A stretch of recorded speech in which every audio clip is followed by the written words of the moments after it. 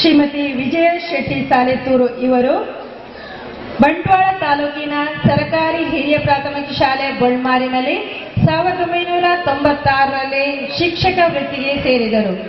ಅಲ್ಲಿ ಸುಮಾರು 6 ವರ್ಷಗಳ ಸೇವೆ ಸಲ್ಲಿಸಿದ ಬಳಿಕ 2002ರಲ್ಲಿ ಈ ಶಾಲೆಗೆ ವರ್ಗಾವಣೆಯಾಗಿ 9 ವರ್ಷಗಳಿಂದ ಸೇವೆ ಸಲ್ಲಿಸುತ್ತಿದ್ದಾರೆ. ಓದು, ಬರವಣಿಗೆ, ಯಕ್ಷಗಾನ, ಪ್ರವಾಸಗಳು ಇವರ ಹವ್ಯಾಸಗಳಾಗಿವೆ.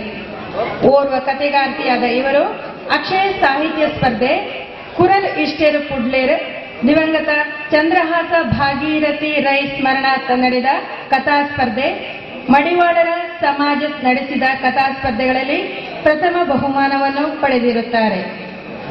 ತಾದಿ ತತ್ತಿನ ಫಲ ಹಾಗೂ ವಿಧಿ ಲೀಲೆನ ಎಂಬ ನಾಟಕಗಳಿಗೆ ತುಳು ಕೂಟ ಮಂಗಳೂರಿನವರು ನೀಡುತ್ತಿರುವ ರತ್ನವರ್ಮ ಹೆಗಡೆ ಪ್ರಶಸ್ತಿ ಪಡೆದಿರುತ್ತಾರೆ.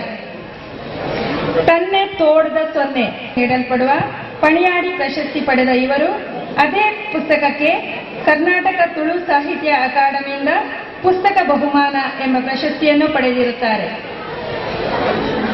ಇವರ ತನ್ನೆ ತೋಡದ ಸೊನ್ನೆ ಹಾಗೂ ಬೆಂಗ್ ಎಂಬ 2 ಕಾದಂಬರಿಗಳು ಪ್ರಕಟವಾಗಿವೆ.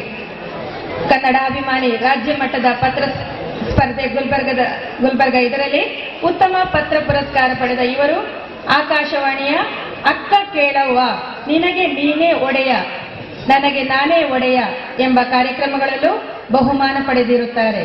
ಪ್ರಶಸ್ತಿಯ ಆಯ್ಕೆ ಸಮಿತಿಯಲ್ಲೂ ಸದಸ್ಯೆಯಾಗಿದ್ದಾರೆ.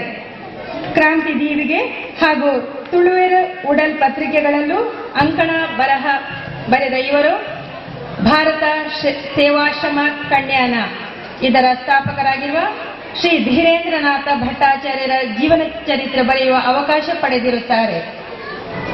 ಪ್ರಜಾವಾಣಿ, ಉದಯವಾಣಿ, ಹೊಸದಿಗಂತ, ಸಂಯುಕ್ತ ಕರ್ನಾಟಕ, ತುಷಾರ, ಮಂಗಳ, ಮಯೂರ ಇತ್ಯಾದಿ ಪತ್ರಿಕೆಗಳಲ್ಲಿ ಇವರ ಲೇಖನ ಹಾಗೂ ಕಥೆಗಳು ಪ್ರಕಟವಾಗಿವೆ.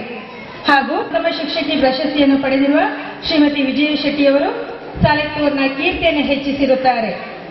ಇವರನ್ನು ಈ ಸುಸಂದರ್ಭದಲ್ಲಿ ನಮ್ಮ ಪ್ರೌಢಶಾಲೆ, ಪ್ರಾಥಮಿಕ ಶಾಲೆ ಹಾಗೂ ಇದರ ಎಸ್ಟಿಎಂಸಿ ಹಾಗೂ ಊರೆಲ್ಲರ ಪರವಾಗಿ ಹೃತ್ಪೂರ್ವಕವಾಗಿ ಅಭಿನಂದಿಸುತ್ತಿದ್ದೇವೆ.